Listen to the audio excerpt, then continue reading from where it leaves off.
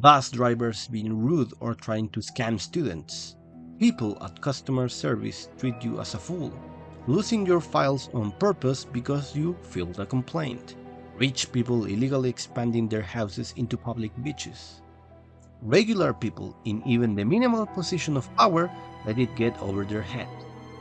But that's just one side of it, the consequences of power. But the roots is fear, self-esteem, envy, and boredom, the tedium of being. Have you ever got bored doing your job, searching for small ways to make your shift more amusing by daydreaming or writing? Root for the underdogs in sport events, or love tragic backstories that make you emotional, or maybe just enjoying a period of peace and good luck, wishing things would just stay like that, but deep down, you know a storm is coming. Maybe you are facing the dread of almost finishing college and having to enter the real world outside your stable routine. That feeling of wanting power, control of your life, or sometimes the opposite, to just being told what to do. Have you ever tried to abandon your past or give up unrealistic dreams?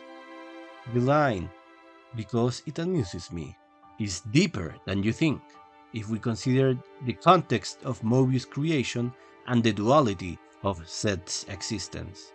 So first, let's check their origins, then we'll analyze Moebius as a collective, then Z as an individual, followed by the theater of life symbolism, the two opposite architects, and customer service and the consuls. Quick ontos and origin recap. You can skip to for the real analysis, but this is still important. The people from both Bionis and Allrest were assimilated into the arc known as Origin, created through reverse engineering of the Ontos core, the arbiter of the Trinity processor, the administrative computer of the phase transition facility connected to the conduit. We'll not delve much into the Trinity today, but it's very important to mention some facts. It is a biocomputer, like Deus/Cadamoni, having organic components, according to the Siren Model Kit lore. And the three were raised on a virtual reality to develop a personality. When the worlds were split, and with that the Trinity, Ontos ended up in the Bionis world, embedded with the code, or fabric of reality, the providence or spirit of the world, as the administrator between the other two souls in the dimension, Klaus and Galea, now Zanza and Maineth, while the rest of the Trinity was used by the other half of Klaus in the world of Orrest. Back to Bionis, Ontos, now Albis, allowed or gave permission for them to have their own monados, swords of creation, primordial blades, which in their metal, Zanza and Maineth's souls were stored. Basically, tools to rule the source code, the fabric of reality, admin rights. Albis, the true monado, stayed mostly as an observer, like Klaus in Allrest, himself in early Ionios, or Zed in late Ionios. Now, back to Origin, made in Ontos' image. In Ionios, it works similar to how Albis and the Xenoblade 1 dimension did, thanks to his reverse engineering. Ontos, the first original main administrator of Origin, was used to sustain/maintain the world, like in Xenoblade 1, role that A, Shulk, and Rex took after Alpha fell. It is composed of Origin metal, which, like Monado metal, can store or conduct souls. Origin, with its admin control of the fabric of reality, can grant complementary admin roles, which can take the shape of a blade. The queens that held the keys of Origin, ex-Monado wielders like Shulk, Fiora, and Rex, and Trinity processors got admin rights, but they were not the only ones. The issue came at the intersection. All the souls being forcefully deconstructed and uploaded into Origin, their collective shared fear of oblivion, the wish for another chance, for control over their fate. That the now would last forever, the Moebius wish.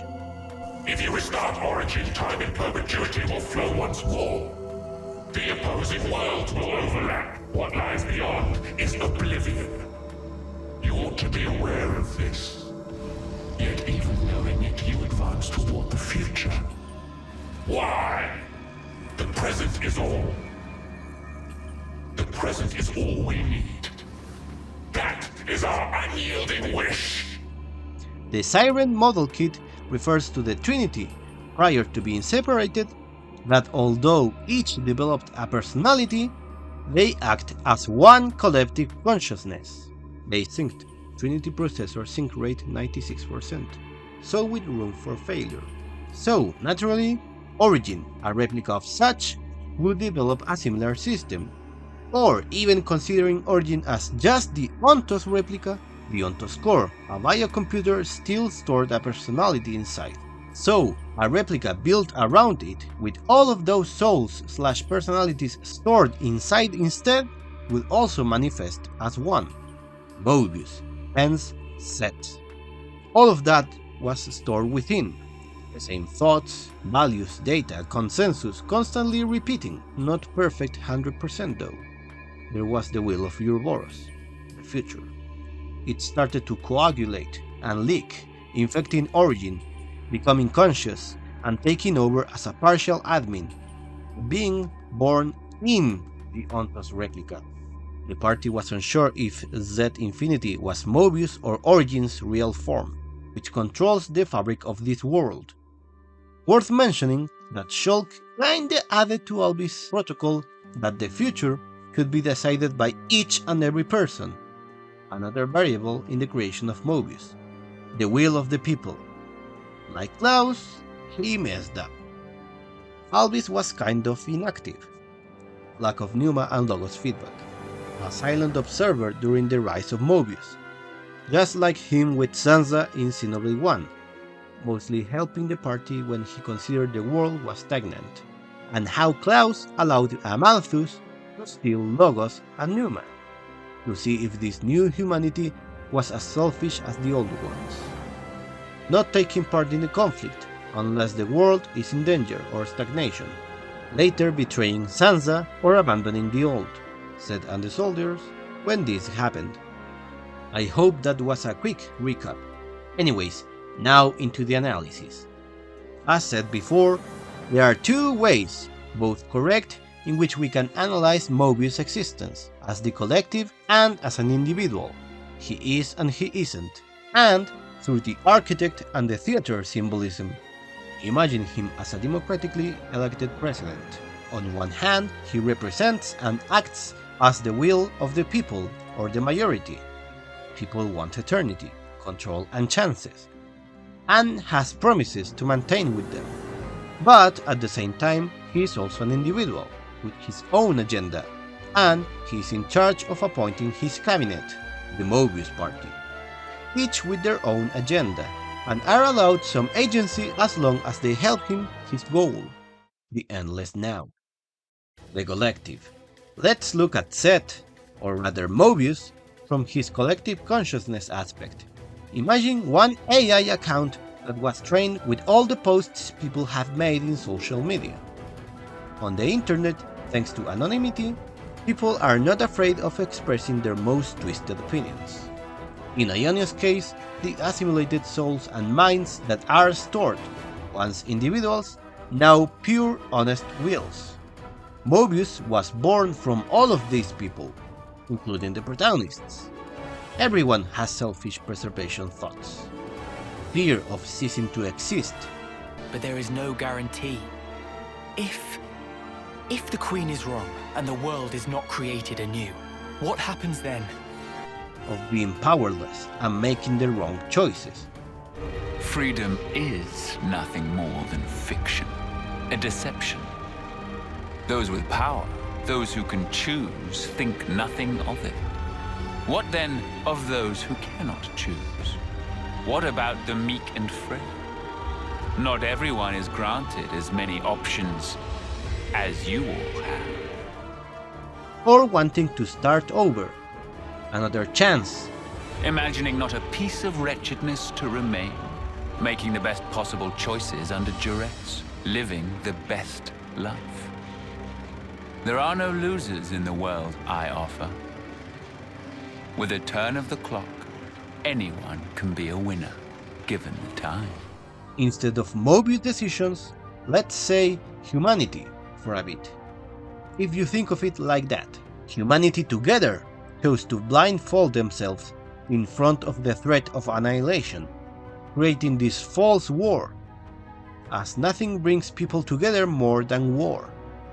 They chose to forget their past and the real threat in favor of living the moment, to leave behind their culture, means of expression like art, even the concept of cities, home, commodities, even their lifespan, as having your basic needs guaranteed and satisfied, and lots of time will lead you to think beyond the now, to contemplate your existence and face existential crisis.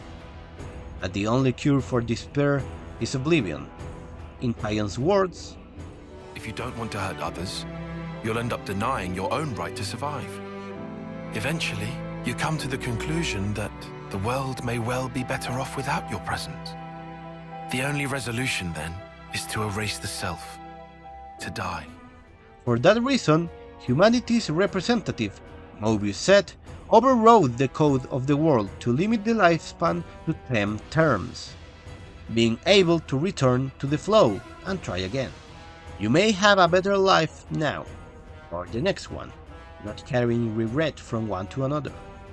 Why made the flame clocks and life energy flow system for people to subsist, doing some experiments to simplify the process by erasing even their personalities and afterthought, leaving only a body and instincts. At that point, they were obsessed to just exist. And X created a fake culture and history to give the soldiers a reason to fight, and the ranks to get more comfort that they deprived themselves from. But don't get too comfy again. All we did was give you those goals. But then, once you've reached the top, there's nowhere to go but down. You can exist forever. You can get joy forever, and you won't have enough time to get bored. You can then aspire for more next time, with no worries. Study another major, get a better job, etc. Humanity also created their savior, Zet, as said by the wills of the people, formless death in the final boss. Grant me Moebius' power. Grant me time and eternity. I will possess shield. They truly believe that Moebius is the power, the answer, and they are willing to protect Zet, their representative, becoming essence for his shield. Protect the Endless now at all cost. Accept your fate. Higher power. We control the world.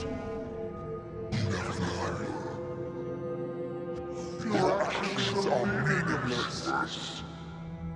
They deny, or rather don't believe, in another choice. Their way is salvation, the rest is just delusion. The world itself has set this rule. Why resist? It is through consumption of life that this world persists. Denying it is self-delusion. The only outcome, self-destruction. It is unequivocal fact. Death to all worse of the faithless. It's all absurd. Moebius is unending. They blame and shame Ouroboros for not following the flow. How dare they? The present is all they need, and they'll succeed. They truly believe that they can avoid the annihilation, even though the world shows signs of collapse.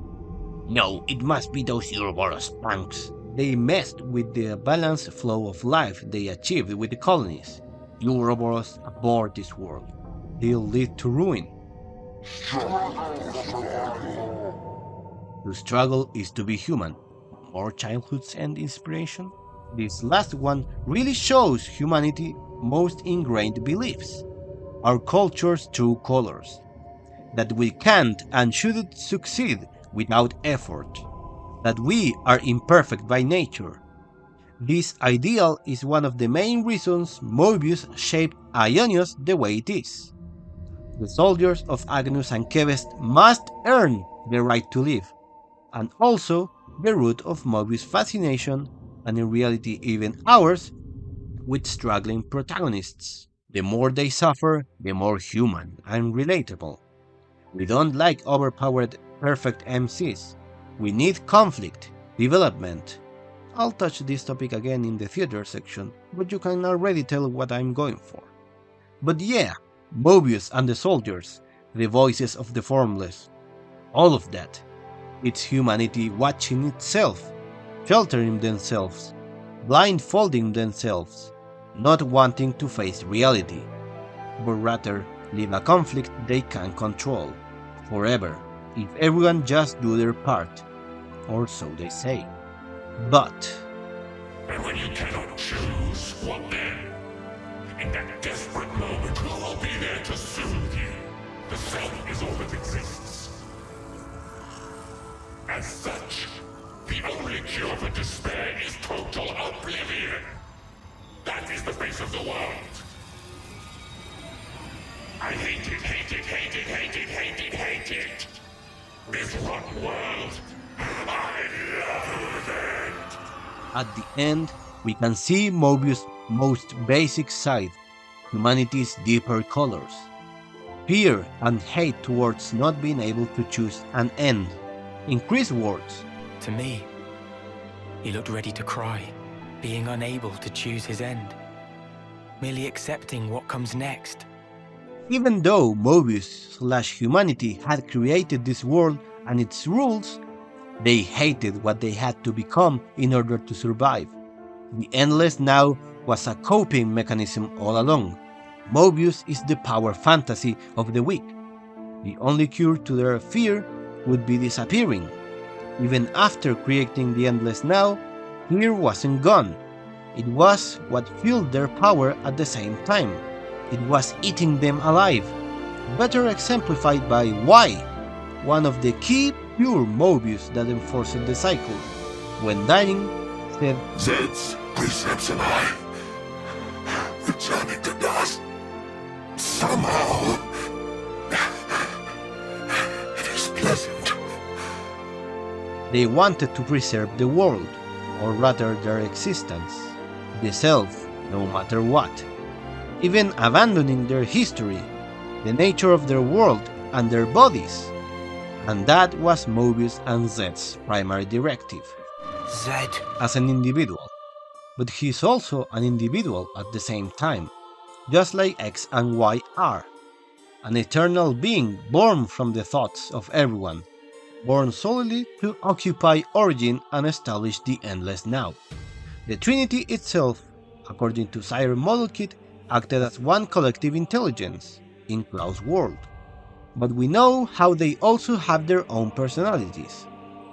Born from many, he is the architect of this new world.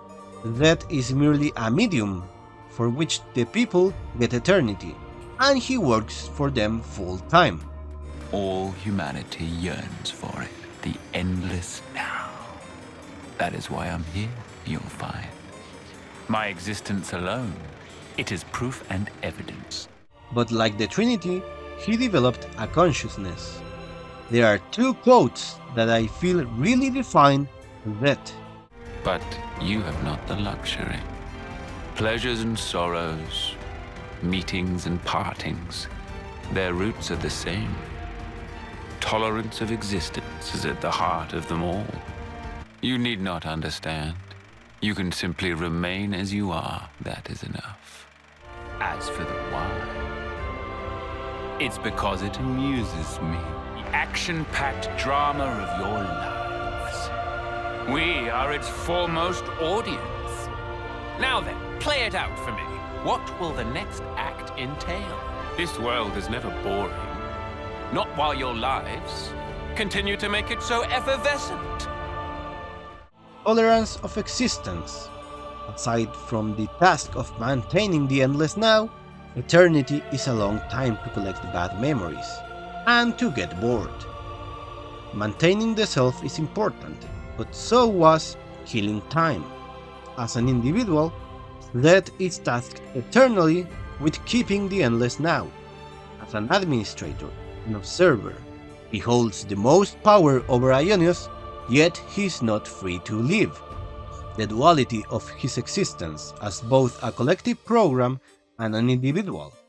He ponders about life, always a spectator, who can't abandon his role, or else oblivion for all. So, he picks interesting people to ease the endless work hours, giving them the task of maintaining the world's order. I was fascinated, even beguiled by you. Making them Moebius, but also because little variations in the cycle, the plot, make it more interesting to watch, like Malos in Torna. He likes the characters, like us, amusing. He may preserve the present, but the endless now is not the eternal recurrence. It's not about the same events happening over and over. Ionios and Zed are all about giving chances. Live in the now, but make the most of it. You may do better next time. The eccentric K. Be a savage killer thirsty for power and the joy killing gives him. Pairing him with Joran, the total opposite. Peaceful and selfless who lacked power. The meek and frail, and his inferiority complex. An explosive combination.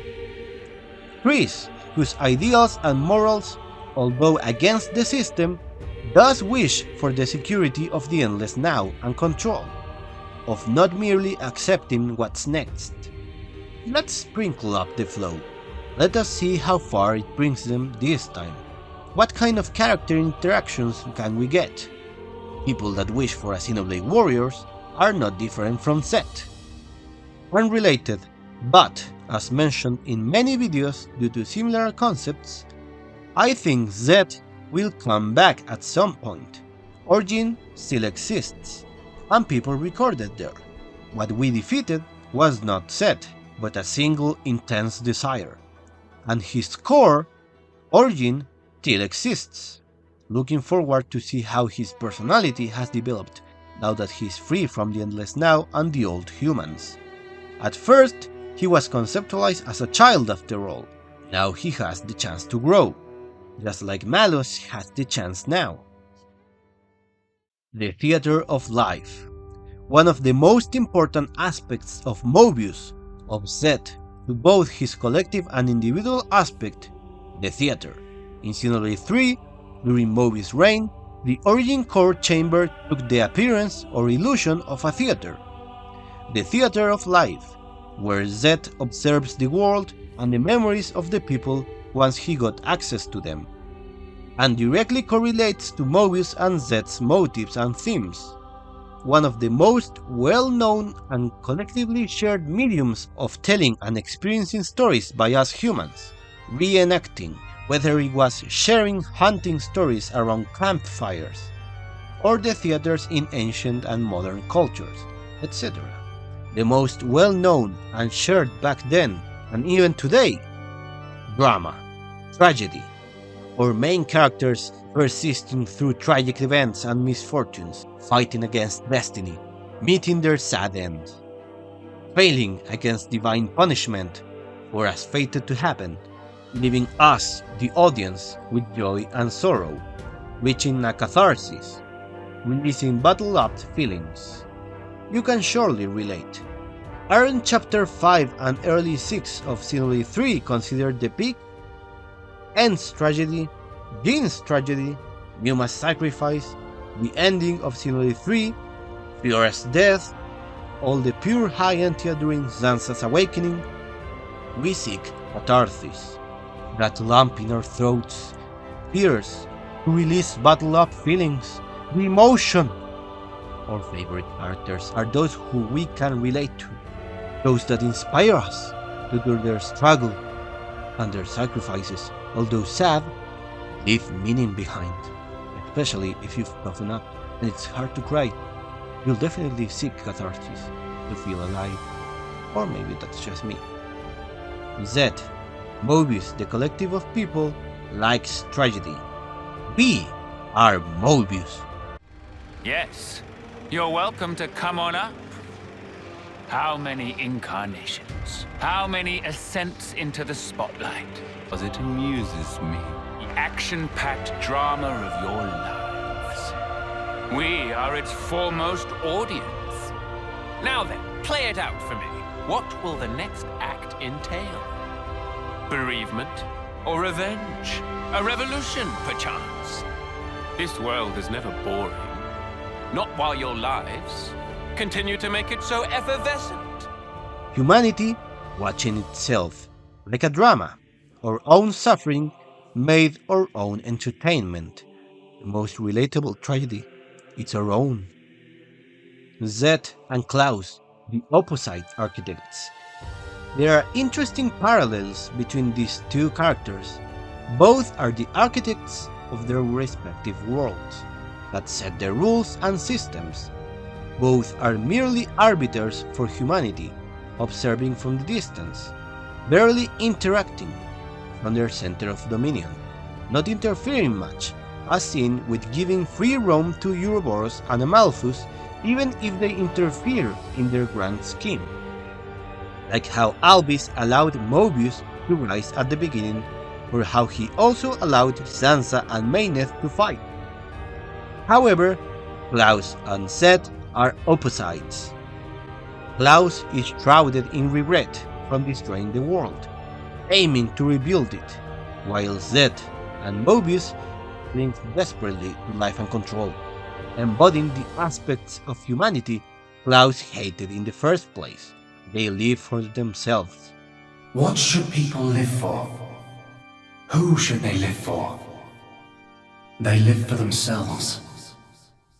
To harbor desires and struggle to realize them. That is the natural state of man. But I did not think that was good enough. Very interesting thought. Klaus hated humanity for their selfish, destructive desires. He wanted to get rid of that. Yet, he was selfish and human as well. The Klaus we meet in Xenoblade 2 is mostly a shell in regret, while his split half, Sansa, embodied the stagnation and selfishness that he despised the most. So, you could say Klaus did get rid of his humanity itself by splitting. It was his wish, after all, to get rid of his disgusting human nature, sending that trash to the Bionis universe. Back to him and Zed, Klaus gives the world a new chance to evolve towards their own new future, but not sheltering them from themselves, allowing their self-destruction if necessary, while Zed shelters them by keeping the world stagnant, not allowing them to evolve or think about the future, only living the now, as otherwise it would bring their demise and end their existence as well. One gave up on the present once, wishing for the beyond. The other only wished for it, denying the uncertain future.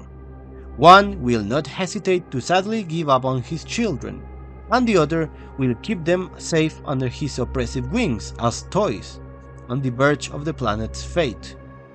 Klaus created the Blades to learn from and follow the new humanity, developing and judging their potential, while Zed made consuls from the available humans to enforce his rule and limit their free will. Klaus embraces his end with a clean consciousness and newfound hope, entrusting the rest to the new generations, while Moebius despairs till the bitter end, clinging to existence, not wanting to pass the mantle, forcing upon the world new life versus the old ones. Customer service, related to Takahashi's comments on Moebius and consuls. What if I brought the enemies closer to reality, even for those people in position of power? I'm sure they have a life story, social ties and such, but what we can see at the surface, what we can feel is their roots. Most of that is a desire for control, money, fame, and maybe very rarely lust. That's where it tends to be rooted in. And occasionally, some unsavory people show themselves. What if those people were the villains? So, the villains this time around are the Moebius, and for them, I wanted to make them villains you couldn't sympathize with, by exaggerating the unsavoriness and patheticness that real-life humans have. Although we can sympathize with N and understand the Z we all have inside, I find that the idea of consuls can be found and even sympathize in real life. And that is customer service. Cartoonishly evil people in real life. I have experienced both as a customer and as a worker in this field. As a customer, for example, I've seen regular people in even the minimal position of power let it get over their heads. Bus drivers trying to scam you with the ticket pricers, or be rude with students just for having the student's discount card. Secretaries at hospitals losing your files on purpose because you filed a complaint. Doctors that gatekeep your case for second opinions, even if we legally can do so. Teachers bullying students. Rich people illegally expanding their houses in public beaches. Imagine people like Consul B, K, R, and U in real life. Most consuls were soldiers before. The oppressed became the oppressors. Given a position of power, they vent against others rather than changing the system, gaining all of this luxury after suffering from a meaningless war. Suddenly, you are no longer a worm, you are better. Death means nothing, and you have freedom as long as you keep the soldiers in line. It just becomes a job. But also, I've worked in customer service, and man do I feel like Moebius sometimes. We help customers with complaints and guidance. It's our work, so we need people to keep having problems with the service. So, as a worker, I am like Seth. I need them to struggle for my job to exist. If everyone was happy and everything was solved, I wouldn't have a job. There are also conflicted clients that just yell at us. Scammers tricking their grandmas to get their land. People that don't pay or that leave debt to others. Imagine the clients as soldiers and us as consuls. Sometimes annoying. You can lose faith in humanity. But as said, you need them. Sometimes there are regular nice clients that you can relate to. Others, funny scammers that become the highlight of the day. Bad experiences become amusing anecdotes. What kind of clients will we meet today? I guess that's how consuls see soldiers. R found Ashira annoying for disobedience, while Triton got along with his crew. Or sometimes Irma, despite her job, really cared about Fiona. Even the lame Consul G helped Oleg now teach to discard his past and start anew. I wish we knew more of that story. All in life's rich tapestry, no? So yes, I like Seth. And that's why it amuses me is deeper than you thought. I think the overall perception of Moebius was simplified for that line. Meme to oblivion. Are you Moebius built? Will Seth mature? Anyways, that would be it for today. Have a good one. Pleasures and sorrows, meetings and partings, their roots are the same. Tolerance of existence is at the heart of them all. You shall find there's no such thing as luxury in this world. Everything buds from but a single thought. That you yourself are here is proof definite thereof. You need not understand. You can simply remain as you are. That is enough.